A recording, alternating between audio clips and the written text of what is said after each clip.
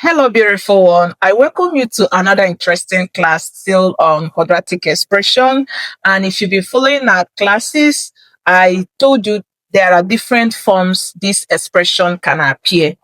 There are those ones that can, remember, this is your general quadratic expression, okay?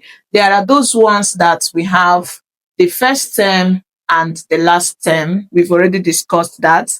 And there are also cases where you have those ones that have the first and the second term.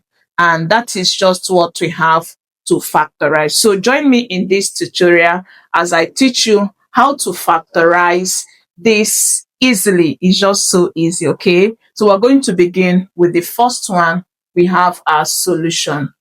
Now, this is what we have. We have 7k squared plus 9k.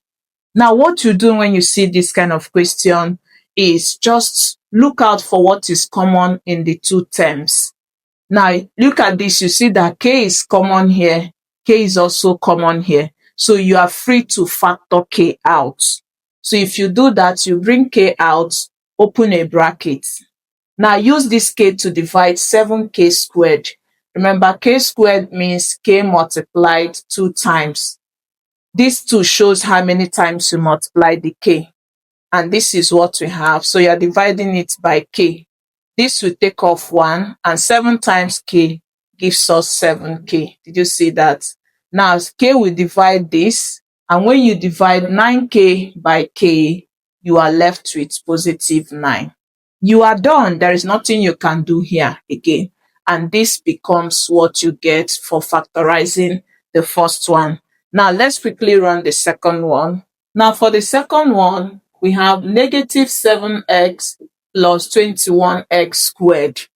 We can rearrange this. You know too well that negative is on 7x. This positive is on 21x squared. So this is the same as 21x squared, then minus 7x. You have not changed anything. So what do? You now look out for what is common in this. Just also like saying the x here, the highest common factor or the greatest common divisor of these two. So we're going to look out for it. We know too well that when you have 21x squared and 7x, there is a number that can divide these two. If you choose to go with x, you will be left with 21x. If you divide here, you'll be left with 7. Did you see? Now, what else can go? Dividing these two, what number can divide these two again? You know it's 7. When 7 divides this, it gives us 3x, and 7 divides itself gives us 1. Is there another number that can divide this? None.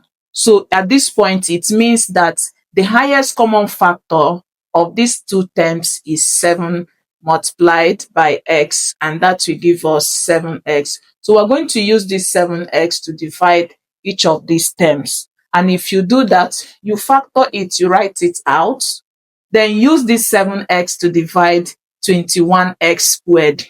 Look at the 21x column. Did you see what you have here? You have 3x. So it means when you divide 21x squared by 7x, it's going to give you back this 3x. So we're going to have 3x. So that when you multiply back, it gives you 21x squared. Did you see? Now also use this to divide this. So we're going to have, go to the column of 7x. You see the last digit we have is 1. So it means when I use this to divide this, I'm going to get 1. You have done your work. And this is just what you have as the solution. There is nothing you can do here again. And if you understood what we did, I would like you to try this and let's discuss your answer in the comments. If this helps you, don't forget to like this video, share. I will see you in our next class. Thank you and bye-bye.